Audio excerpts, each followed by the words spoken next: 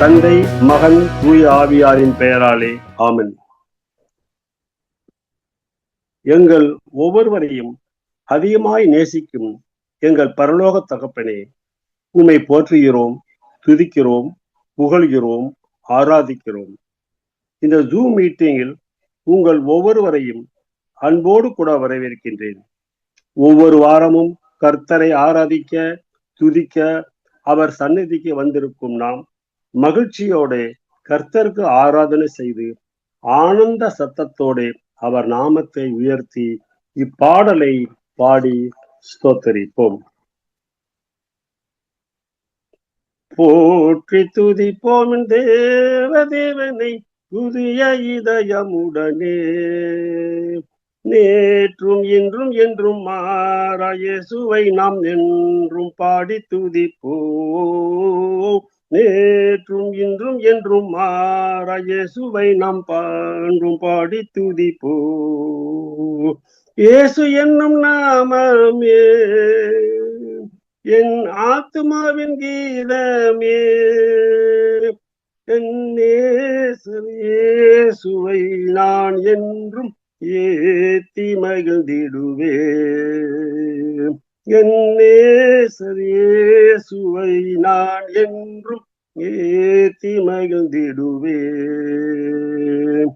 கோர பயங்கரமான புயலில் கொடிய அலையின் மத்தியில் காக்கும் கரம் கொண்டு மார்பில் சேர்த்தனைத்த அன்பை என்றும் பாடுவேன். காக்கும் கரம் கொண்டு மார்பில் சேர்த்தனைத்த அன்பை என்றும் பாடுவேன். இயேசு என்னும் நாமமே என் ஆத்துமாவின் கீதமே, என் நேசர் இயேசுவை நான் என்றும் ஏத்தி மகிழ்ந்திடுவேன். என் நேசர் இயேசுவை நான் என்றும் ஏத்தி மகிழ்ந்திடுவேன். யோர்தான் நதி போன்ற சோதனை எல்லாம் சோர்ந்தமிழ்ந்து மாளாதே, ஆர்ப்பின் ஜெயதொனியோடு பாதுகாத்த அன்பை என்றும் பாடுவேன். ஆர்ப்பின் ஜெயதொனியோடு பாதுகாத்த அன்பை என்றும் பாடுவேன். இயேசு என்னும் நாமமே என் ஆத்துமாவின் கீதமே, என் நேசர் இயேசுவை நான் என்றும் ஏந்தி மகிழ்ந்திடுவேன். என் நேசர் இயேசுவை நான் என்றும் ஏத்தி மகிழ்ந்திடுவேன். என் நேசர் இயேசுவை நான் என்றும் ஏத்தி மகிழ்ந்திடுவேன். பிலிப்பியருக்கு எழுதிய திருமுகம் அதிகாரம் 4 வாசிக்கிறோம். கர்த்தருக்குள் எப்போதும் சந்தோஷமாயிருங்கள், சந்தோஷமாயிருங்கள் என்று மறுபடியும் சொல்கிறேன் என்று பவுல் கூறுகிறார். தேவனை நாம் நமது அடைக்கல பாறையாக கொண்டிருப்பதால் தேவன் நம்மை தமது சிறகால் நம்மை மூடி தமது தூதர்களை கொண்டு நம்மை நித்தமும் நடத்தி வருகின்றார். அவருக்கு நம் உள்ளத்தின் ஆழத்திலிருந்து நன்றி செலுத்தி இப்பாடலை பாடி துதிப்போம். என்றும் ஆனந்தம் என் இயேசு தருகிறார், என்றும் ஆனந்தம் என் இயேசு தருகிறார். துதிப்பேன் துதிப்பேன் துதித்து கொண்டு இருப்பேன், துதிப்பேன் துதிப்பேன் துதித்து கொண்டே இருப்பேன். அல்லேலூயா ஆனந்தமே, அல்லேலூயா ஆனந்தமே, அல்லேலூயா ஆனந்தமே, அல்லேலூயா ஆனந்தமே. உன்னதர் மறைவில் வல்லவர் நிழலில் எங்கும் தங்குவேன். உன்னதர் மறைவில் வல்லவர் நிழலில் என்றும் தங்குவேன். தேவனை நோக்கி அடைக்கலப்பாறை என்றே சொல்லுவேன்.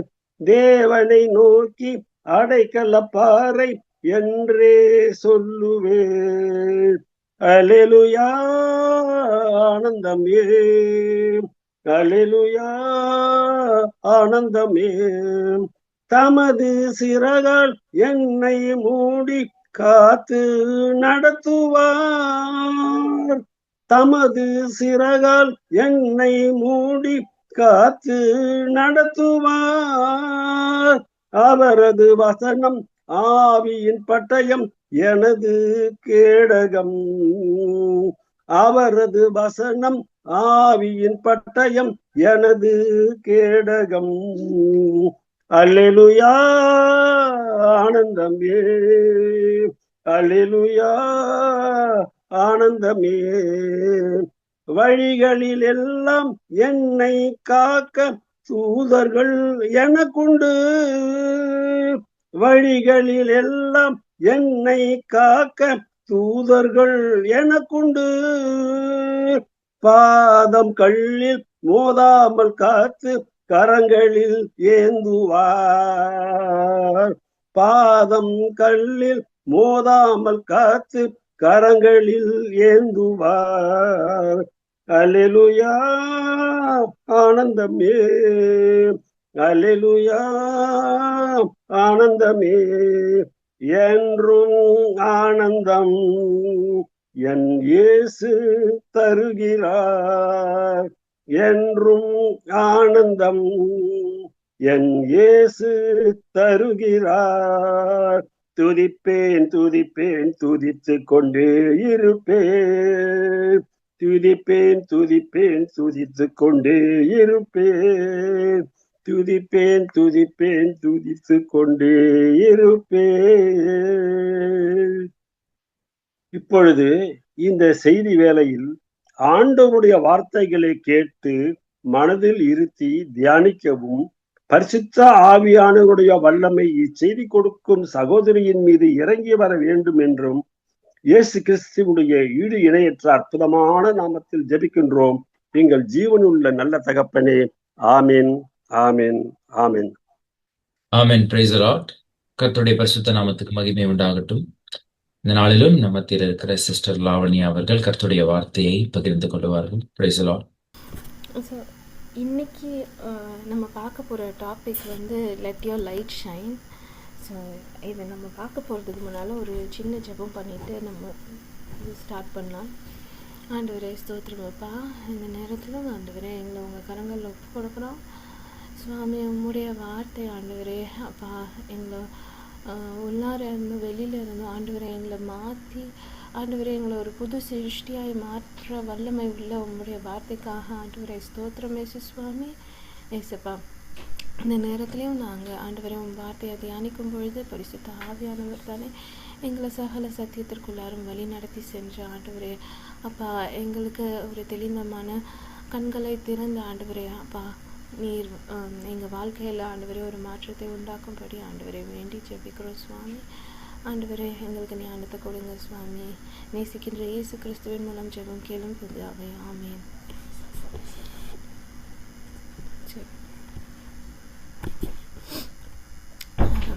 லெட் யுவர் லைட் ஷைன் அப்படின்னு நம்ம பார்க்க போகிறோம். இதில் லைட்டுனா என்ன? உலகத்தில் வந்து நிறைய லைட்டு சொல்கிறாங்க. ஆனால் அக்கார்டிங் டு பைபிள் லைட்டுனா என்ன அப்படிங்கிறத வந்து நம்ம பார்ப்போம். ஃபஸ்ட் அதுக்கு முன்னால் இந்த வசனத்தை வந்து நம்ம படிச்சுப்போம். யாராச்சும் இதை படிக்கிறீங்களா?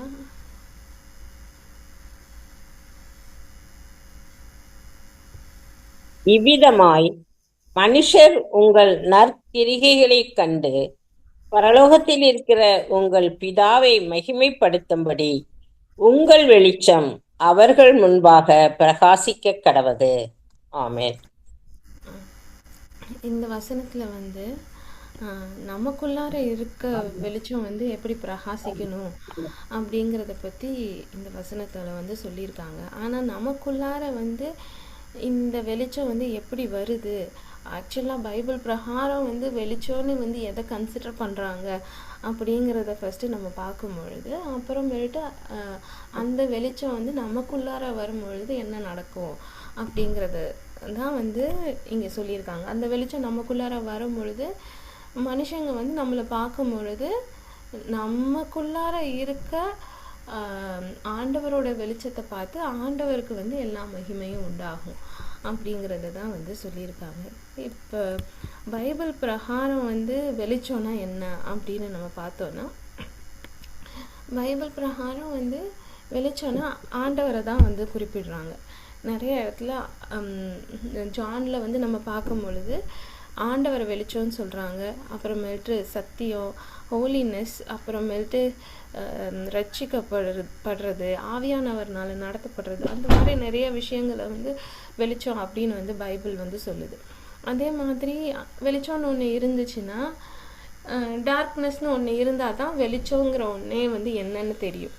அப்போ அந்த டார்க்னஸ் என்னன்னா பாவம், அந்த ஈவில், இல்லை ஆண்டவரை பற்றி அறிவு இல்லாமல் இருக்கிறது, இது எல்லாத்தையும் தான் வந்து டார்க்னஸ் அப்படின்னு சொல்கிறாங்க. இப்போ 1 John 1:5 வந்து ஆண்டவரை வந்து லைட் ஆஃப் த வேர்ல்ட் அப்படின்னு வந்து ரெஃபர் பண்ணியிருக்காங்க. இப்போ ரியல் லைட் என்ன அப்படிங்கிறது வந்து பைபிள் பிரகாரம் இந்த வசனத்தை யாராச்சும் படிக்கிறீங்களா? ஆதியிலே வார்த்தை இருந்தது, அந்த வார்த்தை தேவனிடத்தில் இருந்தது, அந்த வார்த்தை தேவனாயிருந்தது, அவர் ஆதியிலே தேவனோடு இருந்தார், சகலமும் அவர் மூலமாய் உண்டாயிற்று, உண்டானதொன்றும் அவராலே அல்லாமல் உண்டாகவில்லை, அவருக்குள் ஜீவன் இருந்தது, அந்த ஜீவன் மனுஷருக்கு ஒளியாயிருந்தது, அந்த ஒளி இருளிலே பிரகாசிக்கிறது, இருளானது அதை பற்றி கொள்ளவில்லை. ஆமென். ஆமென். இப்போ இந்த வசனத்தை நம்ம படிக்கும் பொழுது ஒன்று தெரியுது, இங்கே வந்து ஆண்டவரை தான் வந்து வெளிச்சம் அப்படின்னு சொல்கிறாங்க. அந்த வெளிச்சம் வந்து என்ன பண்ணுச்சுன்னா அது வந்து ஜீவனை வந்து உண்டாக்குச்சு. எங்கே இருக்கு?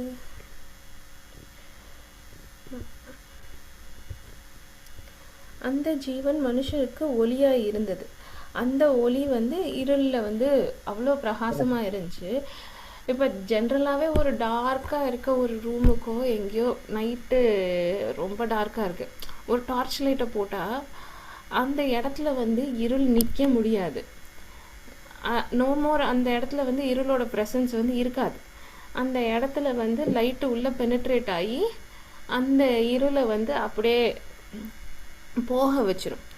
ஸோ இந்த மாதிரி தான் வந்து ஆண்டவரோட வெளிச்சம் வந்து ஆண்டவர் தான் வெளிச்சமாக இருந்திருக்காரு. அந்த வெளிச்சம் வந்து ஒவ்வொரு மனுஷனுக்குள்ளார வந்து அது ஜீவனை வந்து உண்டாக்கியிருக்கு. அதே போல் வந்து அவர் வரும் பொழுது அந்த இருள் வந்து போய் தான் ஆகணும். அது இந்த வார்த்தை வந்து ரொம்ப நல்லா இருக்கும்.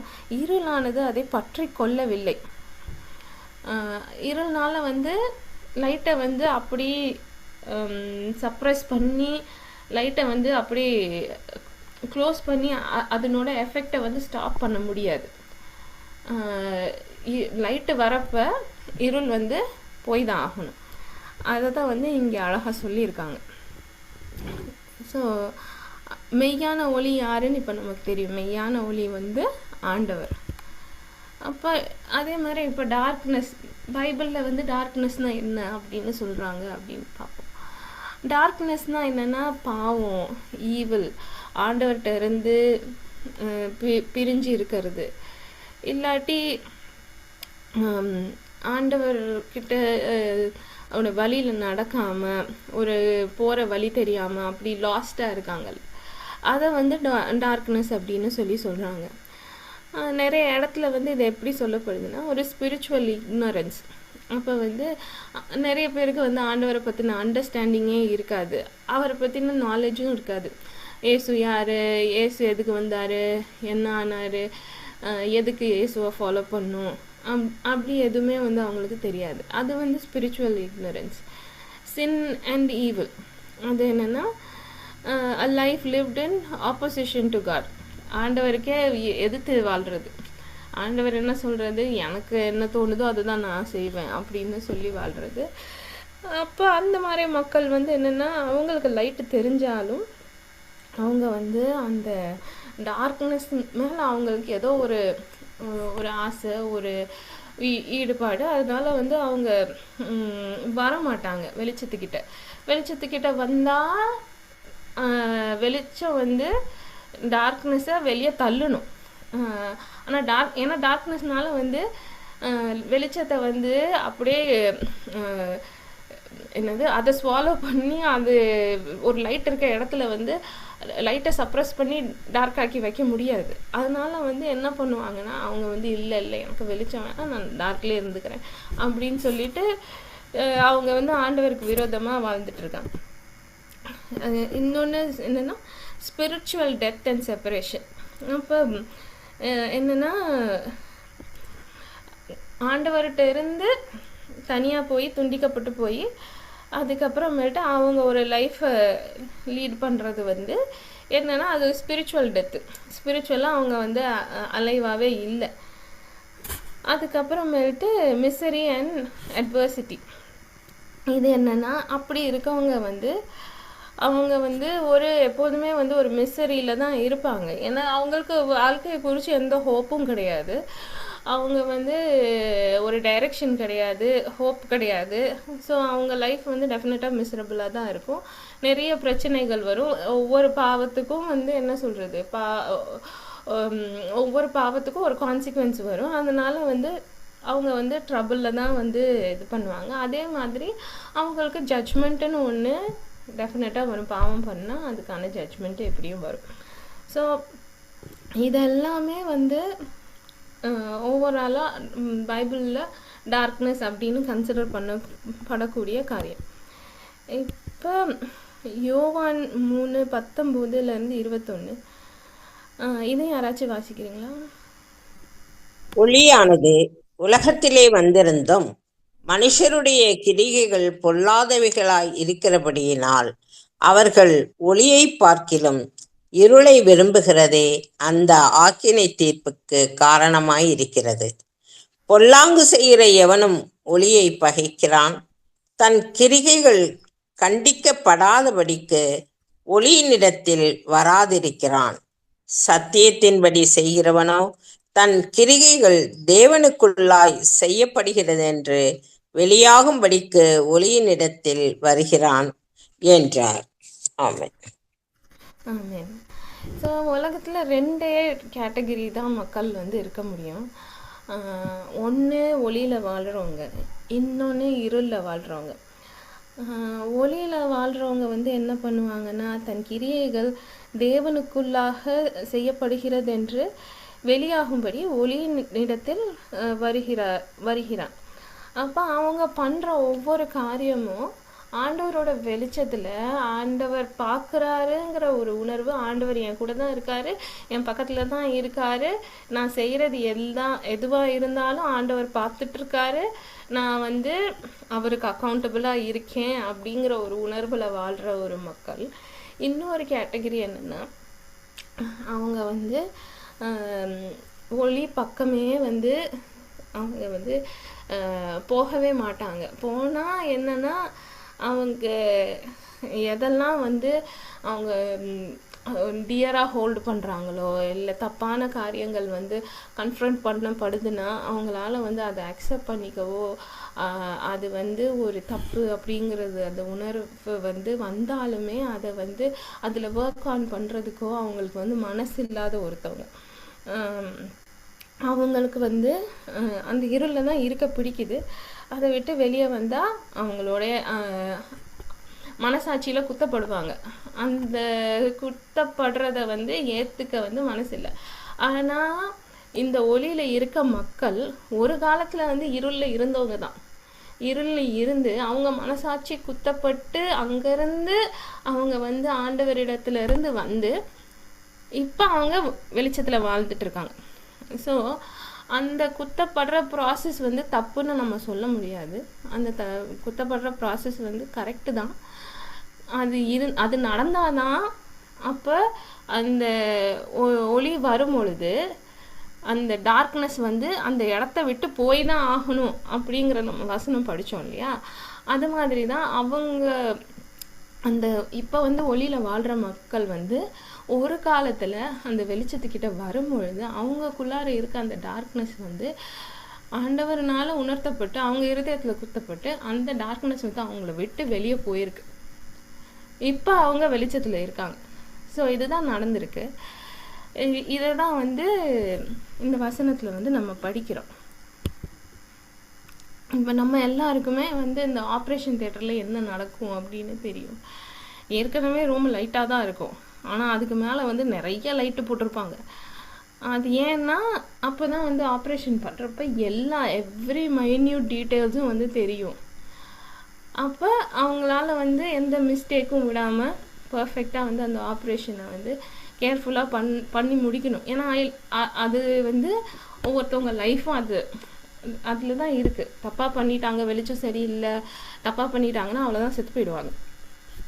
அதே மாதிரி தான் நம்ம ஒவ்வொருத்தரும் பைபிளை ஒவ்வொரு தடவையும் நம்ம படிக்கும் பொழுது நமக்கு தெரியாமலே நமக்குள்ளார வந்து ஆண்டவர் வந்து ஒரு ஆப்ரேஷன் பண்ணிக்கிட்டே இருக்கார். இது நடந்துக்கிட்டே தான் இருக்குது. இந்த ப்ராசஸ் நடக்கணும். ஆக்சுவலாக ஒவ்வொருத்தவங்களோட லைஃப்லையும், நம்ம பைபிள் படிக்கிற ஒவ்வொருத்தவங்களோட லைஃப்லையும் அந்த ப்ராசஸ் வந்து டெஃபினட்டாக நடக்கணும். மார்க் 2:17 இது யாராச்சும் படிக்கிறீங்களா? இயேசு அதை கேட்டு, பிணியாளிகளுக்கு வைத்தியன் வேண்டியதே அல்லாமல் சுகமுள்ளவர்களுக்கு வேண்டியதில்லை, நீதிமான்களை அல்ல பாவிகளையே மனம் திரும்புகிறதற்கு அழைக்க வந்தேன் என்றார். ஆமென். ஆமென். இது வந்து இந்த வசனம் எங்கே வரும்னா, லீவை வந்து என்ன பண்ணுவார், ஒரு தடவை வந்து ஜீசஸ் சுற்றி வந்து நிறைய மக்கள் வந்து அவர் பேசுகிறத கேட்குறதுக்காக வந்திருப்பாங்க. அப்போ அந்த வழியாக வந்து லீவை வந்து அவர் வந்து ஒரு டாக்ஸ் கலெக்டர் அங்கே உட்காந்துருக்கிறத பார்த்து கம் ஃபாலோ மீ அப்படின்னு சொல்லிடுவார் ஜீசஸ். உடனே அதுக்கப்புறம் ஜீசஸ் வந்து அவரோட வீட்டில் போய் அவங்களோட சாப்பிட்டுட்டு இருப்பார். அப்போ வந்து இந்த பரிசேயர்கள் பார்த்து கேட்பாங்க, என்னது இவர் பாவியோடையும் சின்னர்ஸோடையும் போய் உட்காந்து சாப்பிட்டுட்டு இருக்காரு அப்படின்னு சொல்லும் பொழுது தான் வந்து ஆண்டவர் வந்து இந்த வசனத்தை வந்து சொல்கிறார். இது மாதிரி பிணியாளிகளுக்கு தான் வைத்தியன் வேண்டியதே அல்லாமல் சுகமுள்ளவர்களுக்கு வேண்டியதில்லை அப்படின்னு. அப்போ அந்த பரிசேயர் சதிசேயர்களோட மனசில் என்ன இருக்குன்னா, நாங்கள் வந்து நல்லா தான் இருக்கோம், எங்களுக்கு வந்து எதுவுமே தேவையில்லை, லைக் எங்களை நாங்கள் வந்து எதுவும் சீர்படுத்திக்கோ தேவையில்லை. ஆனால் வந்து அப்படின்னு அவங்க மனசுக்குள்ளார ஒரு தாட் இருக்கு. அதை தான் வந்து ஜீசஸ் வந்து நல்லா சென்ஸ் பண்ணி அந்த இடத்துல வந்து அப்படியே கரெக்டாக வந்து சொல்கிறாரு. அந்த பையனுக்கு அவர் லீவைக்கு உள்ளார ஒரு மனசில் வந்து ஒரு பேர்டன் இருக்கலாம். ஐயோ இப்படி வந்து நான் டேக்ஸ் கலெக்ட் பண்ணுறேனே, இந்த மாதிரி லைஃப் ஸ்டைல் இருக்கே, அவர் செஞ்சிட்டு இருக்கலாம். ஆனால் வந்து அவர் முழு மனசோட ஹாப்பியாக செய்கிறாரா, இல்லை அவர் மனசுக்குள்ளார இது பாவம் அப்படின்னு எங்கோ உணர்ந்திருக்கலாம். ஆனால் இவங்களுக்குள்ளார வந்து பாவம் இருக்குங்கிற அந்த உணர்வு கூட இல்லை. எல்லா மனுஷனோட இருதயமும் ரொம்ப மகா கேடும் திருக்குள்ளதுமா தான் இருக்கு அப்படிங்கிறது வந்து ஜெரமையால நம்ம படிக்கிறோம். யாரும் உலகத்துல பிறந்த எல்லாருமே பாவத்துல தான் பிறக்கிறோம். எல்லாருக்குள்ளாரும் பாவம் வந்து ஒரு ஹோல்டு வச்சிருக்க தான் செய்யுது. அன்லஸ் நம்ம வந்து ஏசப்பா கிட்ட வர வரைக்கும் அவரை வந்து மீட் பண்ணி அந்த சத்தியத்தின் வெளிச்சத்தில் வந்து நடக்கிறதுக்கு முன்னால் வரைக்கும் நம்ம எல்லாரோட இருதயமும் எப்படி இருந்துச்சு அப்படிங்கிறது நம்ம எல்லாருக்குமே தெரியும். இப்பயும் வந்து அந்த பாவத்தோட இன்ஃப்ளூயன்ஸ் வந்து நம்ம லைஃப்பில் வந்து ஒரு தாக்கத்தை ஏற்படுத்த தான் செய்யுது. எவ்ரி நவ் அண்ட் தென் நம்ம வந்து திருப்பி வெளிச்சத்துக்கிட்ட வந்து நம்ம வந்து திருப்பி க்ளீன் ஆகிக்கிட்டு இருக்கோம். பட் நம்ம எல்லாருக்கும் தெரியும் பாவம் எப்படிப்பட்டது, ஆனால் எல்லாரும் அதோட ரெசல் பண்ணுறோம் அப்படின்னு. அது வந்து சில இவங்க வேத பாடகர்களுக்கு என்னன்னா ஐ எம் க்ளோஸ் என்னட்டு நிறைய ஸ்கிரிப்சர்ஸ் படிச்சிருக்கேன். நான் வந்து சர்ச்சில் வந்து இன்வால்வ் ஆகியிருக்கேன். நான் இந்தந்த ரூல்ஸ் அண்ட் ரெகுலேஷன்ஸை ஃபாலோ பண்ணியிருக்கேன். இந்த ஃபாஸ்டிங்கை பண்ணியிருக்கேன், அதை பண்ணியிருக்கேன், இதை பண்ணியிருக்கேன். அதனால வந்து நான் வந்து ஆண்டவர் பார்வையில் வந்து நான் ஹோலி அப்படின்னு அவங்களுக்குள்ளார நினச்சிக்கிட்டாங்க. ஆனால் அந்த நினப்பு தான் வந்து அவங்கள வந்து இயேசு கிட்ட வர விடாமல் வந்து தடுத்ததே அந்த அந்த தாட்டு தான். அவங்களால வந்து அவங்கள ஹம்பிள் டவுன் பண்ணி தனியாக இருக்கிறப்ப நம்ம எல்லாருக்குமே ஒன்று சொல்லுவாங்க, நம்ம வந்து யாருமே நம்மளை பார்க்காதப்ப, யாருமே நம்ம சுற்றி இல்லாதப்ப நம்ம மைண்டில் என்ன தாட்டு ஓடுதோ அதுதான் வந்து நம்ம ரியலான நாம. அப்போ எப்படியும் ஒரு உலகத்தில் சொசைட்டிக்கு முன்னால் 4 மனுஷங்களுக்கு முன்னால் நம்ம வந்து எப்போதுமே ஒரு நல்ல இதை தான் வந்து எல்லாமே ப்ரொஜெக்ட் பண்ணுவோம். பட் யாருமே இல்லாத ஒரு இடத்துல ஒரு க்ளோஸ் டோரில் நம்ம ஒருத்தர் மேலே கோவம் கூட படாமல் இருந்திருப்போமா, இல்லை எரிச்சல் படாமல் இருந்திருப்போமா, எல்லாமே பண்ணியிருப்போம் நம்ம. ஸோ இவங்களுக்கு வந்து பரிசேயர் சதிசேயருக்கு இருந்த பிரச்சனை வந்து என்னென்னா, அவங்களால வந்து அவங்க பண்ண நற்கிரியைகளும் அவங்களோட நாலேஜும் அவங்களோட என்னது குட் ஒர்க்ஸு அது மேலே வந்து அவங்களுக்கு அவ்வளோ ஒரு கான்ஃபிடென்ஸ் ஆண்டவர் மேலே விட, அதுதான் வந்து அவங்கள வந்து அங்கே ஸ்டாப் பண்ணுது. பட் அதே நேரத்தில் இன்னொரு இடத்துல அவங்க வந்து லீவை வந்து பாவியாக பார்க்குறாங்க. ஆனால் அவருக்கு இருந்த அந்த ஹம்பிள்னஸ் வந்து அவரை வந்து ஆண்டவருடைய ராஜ்யத்துக்கிட்ட கூட்டிகிட்டு வருது. ஸோ அதான் அவர் சொல்கிறாரு, பிணியாளியாக இருக்கிறவங்களுக்கு தான் வைத்தியர் தேவை, சுகமுள்ளவங்களுக்கு வந்து வைத்தியம் தேவையில்லை. அப்போ எவன் வந்து நான் பாவி, எனக்கு இந்த பிரச்சனை இருக்குது, நான் இந்த பாவத்தோட தாக்கம் வந்து என்னை வந்து இன்ஃப்ளூயன்ஸ் பண்ண ட்ரை பண்ணுது அப்படின்னு உணர்ந்து ஆண்டவர்கிட்ட வந்து கேட்குறானோ அவனை தான் வந்து ஆண்டவர் வந்து ஹீல் பண்ண முடியும். அவன்கிட்ட தான் வந்து அந்த ஆப்ரேஷன் நடக்கும். தன்னைத்தானே வந்து எல்லா விதத்துலேயும் ஐம் ஸோ ஹெல்த்தி அப்படின்னு நினைக்கிறவங்கள கிட்ட எதுக்கு அந்த ஆப்ரேஷன்? ஸோ அந்த ஆப்ரேஷன் வந்து அவங்களுக்கு நடக்காது. இதை யாராச்சும் படிக்கிறீங்களா? உலகத்திலே வந்து எந்த மனுஷனையும் பிரகாசிப்பிக்கிற ஒளியே அந்த மெய்யான ஒளி. அவர் உலகத்தில் இருந்தார், உலகம் அவர் மூலமாய் உண்டாயிற்று, உலகமோ அவரை அறியவில்லை. அவர் தமக்கு சொந்தமானதிலே வந்தார், அவருக்கு சொந்தமானவர்களோ அவரை ஏற்றுக்கொள்ளவில்லை. அவருடைய நாமத்தின் மேல் விசுவாசம் உள்ளவர்களாய் அவரை ஏற்றுக்கொண்டவர்கள் எத்தனை பேர்களோ அத்தனை பேர்களும் தேவனுடைய பிள்ளைகளாகும்படி அவர்களுக்கு அதிகாரம் கொடுத்தார். அவர்கள் இரத்தத்தினாலாவது மாம்ச சித்தத்தினாலாவது புருஷனுடைய சித்தத்தினாலாவது பிறவாமல் தேவனாலே பிறந்தவர்கள். ஆமென். ஆமென். ஸோ இந்த ஒளியின் இடத்துல வந்தவங்களுக்கு எவ்வளோ ஒரு பெரிய அட்வான்டேஜ் ஒன்று இருக்குது பாருங்க. அது வந்து என்னென்னா, அவங்களாம் தேவனா பிள்ளையாகவே மாறும்படி ஆண்டவர் வந்து அவங்கள மாற்றியிருக்கார். அவரு தான் வந்து இந்த உலகத்தில் வந்து எந்த மனுஷனையும் பிரகாசிப்பிக்கிற ஒளி. அந்த மனுஷன் எவ்வளோ இருளில் இருந்தாலும் சரி, எவ்வளோ படுகுழியில் இருந்தாலும் சரி, நம்ம வந்து எவ்வளவோ டெஸ்டிமோனிஸ் வந்து நம்ம பார்த்துருப்போம், கேட்டிருப்போம். அவங்கள வந்து பிஃபோர் கிரைஸ்ட் வந்து இவங்கெல்லாம் இவங்க எப்படி ஒரு மனுஷங்களாக இருக்காங்க, கொஞ்சம் கூட வந்து ஒரு ஹார்ட்லெஸ்ஸாக இப்படி இருக்காங்களே அப்படின்னு சொல்லி அப்படியெல்லாம் வந்து நினச்சிருக்கோம். ஏன்னா உலகத்தில் அவ்வளோ நிறைய டெஸ்டிமோனிஸ் நம்ம பார்த்துருப்போம்.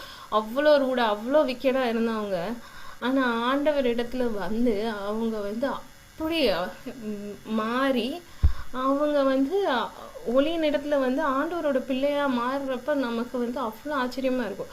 பைபிளில் ஒரு கிரேட் எக்ஸாம்பிள் என்னென்னா பால் தான். அவர் சாலாக இருக்கும் பொழுது அவர் பண்ண காரியங்கள்லாம் பார்த்து மித்த பிலீவர்ஸ் எல்லாம் வந்து இப்படி ஒரு மனுஷனா என்ன இது, கொஞ்சம் கூட வந்து ஒரு இறக்கம் இல்லை, ஒன்றும் இல்லை, இப்படி கொடூரமாக இருக்காங்களே அப்படின்னு நினச்சிருப்பாங்க. ஆனால் எந்த மனுஷனாக இருந்தாலும் சரி, ஒளி வரும்பொழுது அந்த மனுஷன் வந்து அந்த மனுஷனை வந்து பிரகாசிக்க செய்கிறவர் வந்து அவர் தான், ஆண்டவர் தான். அப்போ அவர் ஃபஸ்ட்டு வந்து என்னென்னா, அவரோட சொந்தமாக இருக்கிறவங்க, அதாவது இஸ்ரவேல் ஜனங்கள்கிட்ட தான் வந்தார். ஆனால் அவங்க யாரும் வந்து அவங்க நிறைய பேர் ஏற்றுக்கலை, எல்லாருமே ஏற்றுக்கலை. அதனால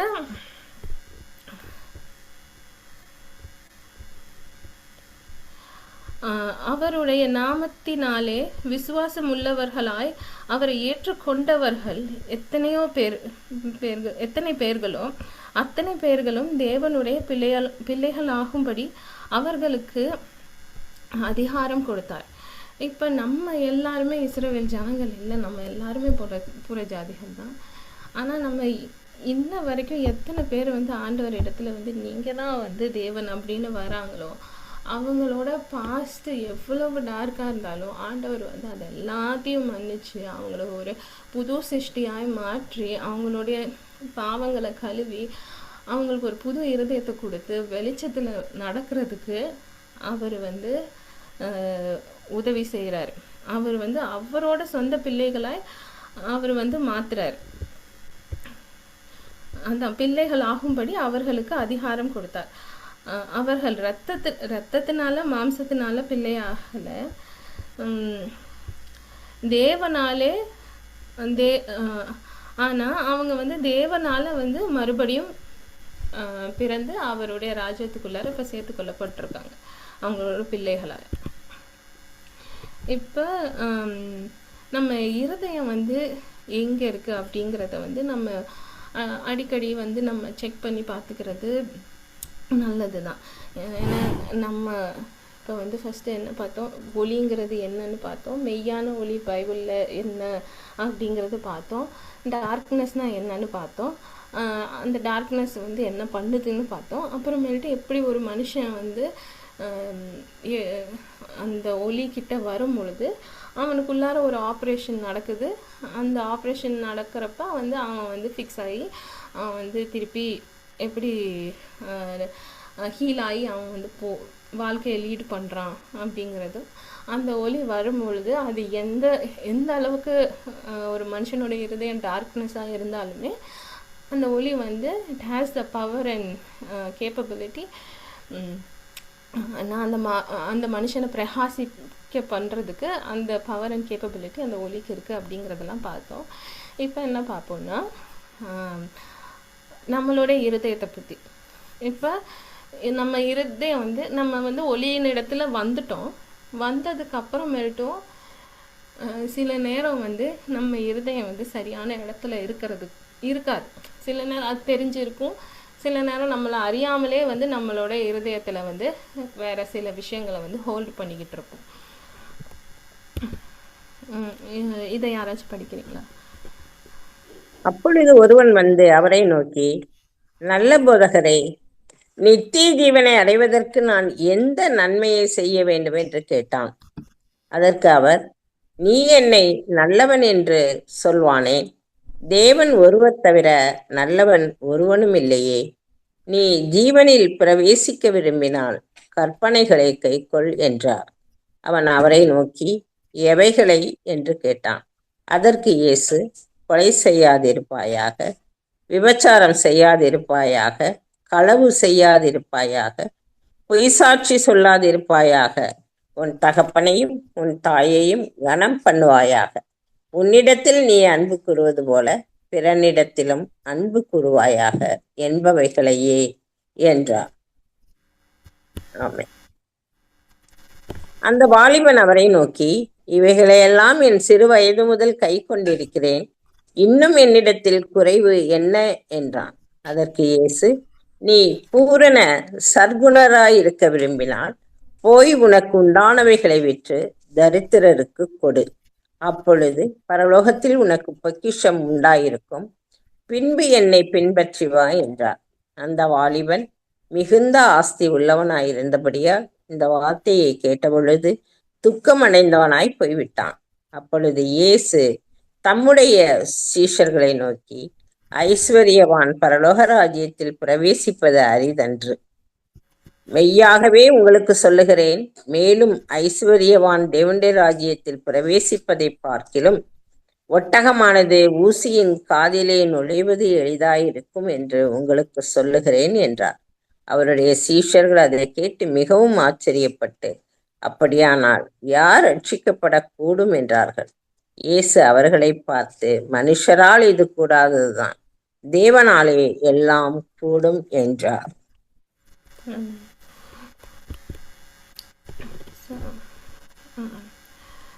இப்போ இந்த வசனத்தில் வந்து நம்ம என்ன பார்த்தோம்னா, அந்த ஒரு ஐஸ்வர்யா ரிச் யங் மேன் வந்து என்ன பண்ணுறாருன்னா, ஆண்டவர்கிட்ட வந்து நான் ரட்சிக்கப்படணும்னா வந்து என்ன பண்ணணும், பரலோக ராஜ்யத்துக்கு போகணுன்னா நான் என்ன பண்ணணும் அப்படின்னு வந்து கேட்குறாரு. நம்ம எல்லாருக்குமே அந்த மாதிரி ஒரு கேள்வி இருக்கும், நான் பரலோக ராஜ்யத்துக்கு என்ன எப்படி ப்ரிப்பேர் பண்ணிக்கிறது, நான் எப்படி போகிறது அப்படின்னு. அதே மாதிரி தான் அவரும் வந்து போய் கேட்குறாரு. அப்போ வந்து ஆண்டவர் சொல்கிறாரு, சில விஷயங்களை நீ செய்ப்பா அப்படின்னு. அந்த பையன் சொல்கிறான், நான் இது எல்லாத்தையுமே செஞ்சுட்டேன் ஆண்டவரே, இதுக்கு மேலே நான் என்ன பண்ணணும் அப்படின்னு சொல்லுவேன். அப்போ ஆண்டவருக்கு வந்து கரெக்டாக தெரியுது அவனோட இருதயம் வந்து எதை வந்து பற்றிக்கிட்டு இருக்குது, எதை வந்து ரொம்ப டியராக ஹோல்ட் பண்ணுது அப்படின்னு சொல்லிட்டு. அதனால வந்து அவர் சொல்கிறாரு, நீ போய் ஒன்று எல்லாத்தையுமே வந்து கொடுத்துட்டு வா, செல் பண்ணிட்டு வா அப்படின்னு சொன்னோன்ட்டு வந்து அது வந்து அவனால் வந்து அதை வந்து டைஜஸ்ட் பண்ண முடியல. அதனால வந்து அவன் சேடாக போயிடுறான். இதை பார்த்துட்டு வந்து சீஷர்கள் கேட்குறாங்க, எப்படின்னா அப்போ யாரு தான் ரட்சிக்கப்படுறது அப்படின்னு சொல்கிறப்ப, மனுஷனால் இது கஷ்டம்தான், ஆனால் வந்து தேவனால் எல்லாம் கூடும் அப்படின்னு சொல்லிட்டு சொல்கிறாரு. அதே மாதிரி அதுக்கப்புறமேட்டு ரீட் பண்ணி பார்த்தீங்கன்னா அப்போ சொல்கிறாங்க, நாங்கள் வந்து உங்களுக்காக எல்லாத்தையும் விட்டுட்டு வந்தோம், அப்போ எங்களுக்கு என்ன கிடைக்கும் அப்படி கேட்குறாங்க. அப்போ இந்த உலகத்துலேயும் வரப்போகிற உலகத்துலேயும் நீங்கள் என்னெல்லாம் வந்து ஆண்டவருக்காக எழுந்தீங்களோ அது எல்லாமே உங்களுக்கு மல்டிப்ளை ஆகி உங்களுக்கு வந்து கொடுக்கப்படும் அப்படின்னு வந்து சொல்லி ஆண்டவர் வந்து ப்ராமிஸ் பண்ணுறாரு அவங்களுக்கு. அப்போ இந்த ரிச் மேன் அதனால் வந்து அப்போ அவன் ஐஸ்வர்யம் இருந்தது தான் அவன் பிரச்சனையா, அது வந்து பிரச்சனை கிடையாது. ஆனால் வந்து அவனோட இருதயம் வந்து அவனுடைய ஐஸ்வர்யத்தை பற்றிடுச்சு. அதனால வந்து அவனால் அதை விட்டு உதறிட்டு வர முடியல. இப்போ வந்து அதான் சொன்னது என்னது, ஒட்டகமானது ஊசியின் காதில் நுழைவது எளிதாக இருக்கும் என்று உங்களுக்கு சொல்கிறேன் என்றார். அப்போ இதுதான் வந்து அந்த ஜெருசலேமோட கேட். இப்போ டே டைமில் வந்து பெரிய கேட்டு வந்து ஓப்பன் பண்ணி வச்சுருப்பாங்க. பட் நைட் டைம்ஸில் வந்து இந்த குட்டி கேட் தான் வந்து ஓப்பன் பண்ணி வச்சுருப்பாங்க. அப்போ நைட் டைமில் இந்த இது பிஸ்னஸ்க்காக வந்துட்டு போகிறவங்க எல்லாம் வந்து அவங்களால அவங்க ஒட்டகத்தை வந்து இதுக்குள்ளார லோடோடலாம் உள்ளார கொண்டு போக முடியாது.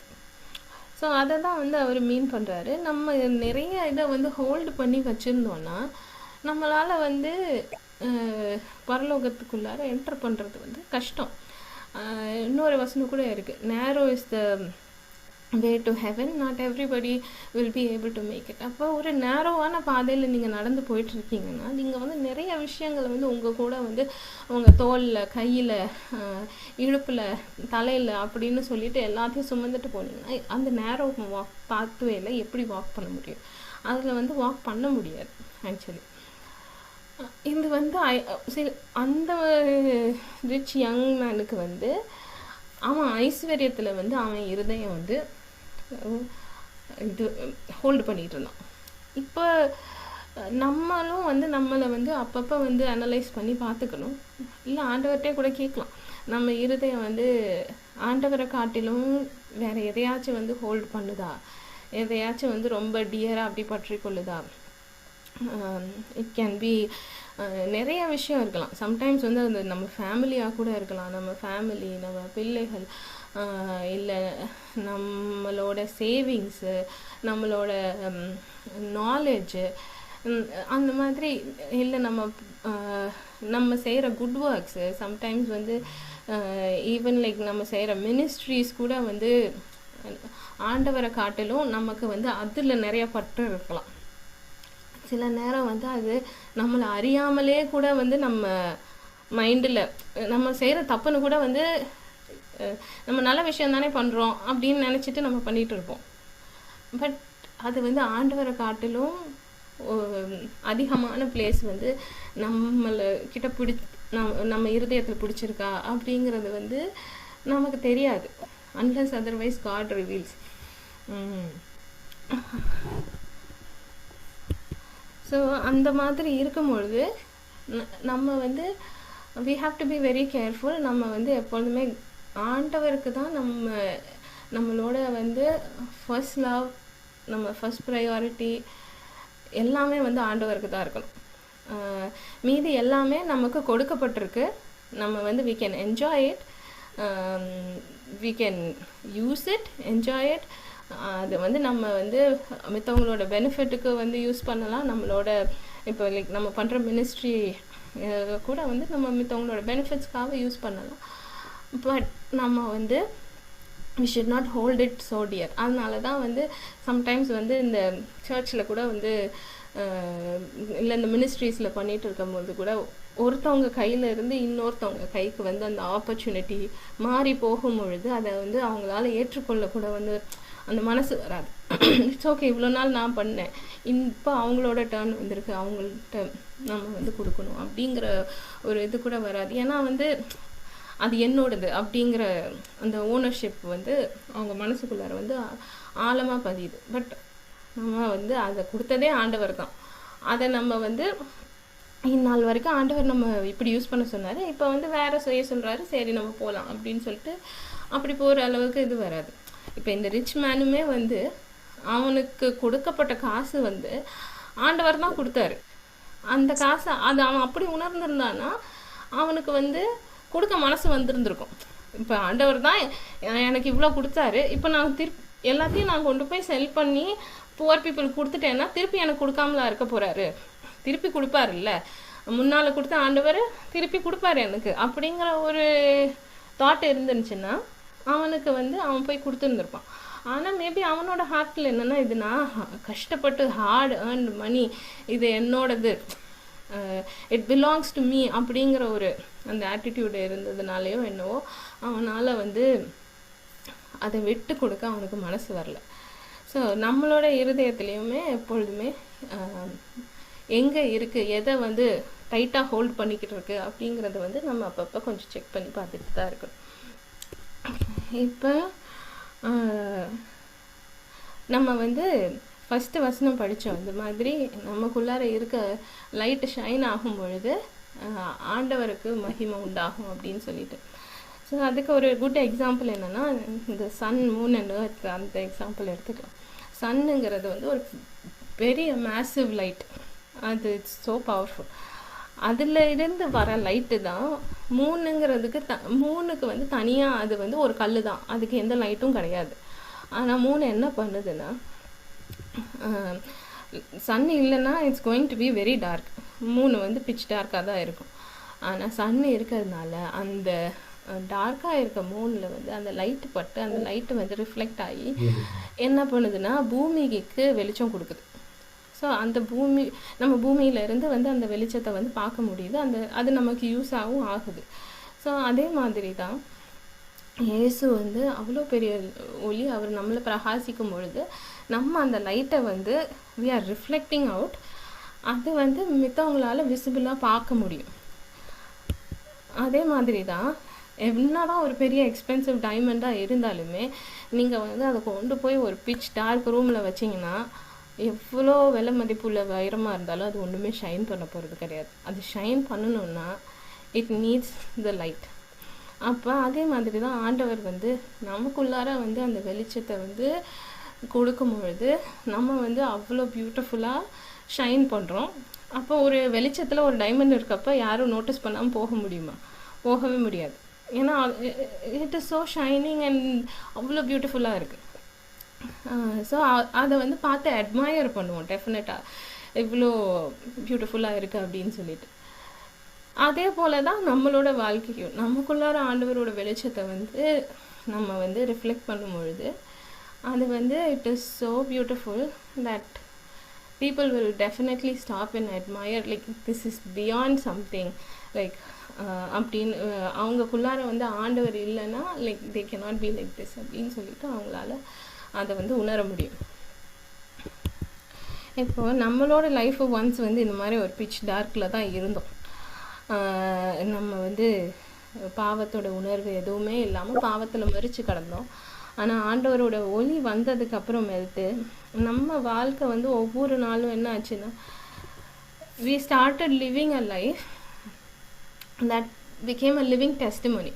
ஒவ்வொரு நாளும் ஆண்டவர் இருக்காரு, ஆண்டவர் பார்க்குறாரு, ஆண்டவருக்கு வந்து கூட நடக்கணும், ஆண்டவருக்கு என்னது ஒவ்வொரு ஒவ்வொரு வார்த்தையிலேருந்து ஒவ்வொரு ஆக்ஷன்ஸ் எல்லாத்துக்குமே வந்து நான் கணக்கை ஒப்புவிக்கணும் அப்படிங்கிற அந்த உணர்வோடு வாழ வாழ வாழ வாழ நம்ம வாழ்க்கை வந்து ஒரு லிவிங் டெஸ்டிமோனியாக மாற ஆரம்பிச்சுது. அப்போ அதனால வந்து என்னென்னா, இப்போ நம்ம போய் நிறைய இடத்துல டெஸ்டிமோனி சொல்கிறோம், which is good, but there is a even stronger testimony that is like living it out. நம்ம வந்து வாழும் பொழுது நம்ம வந்து வாயை திறந்து கூட சொல்லாமலே people can see the light. அப்போ அவங்களே they will be drawn towards light.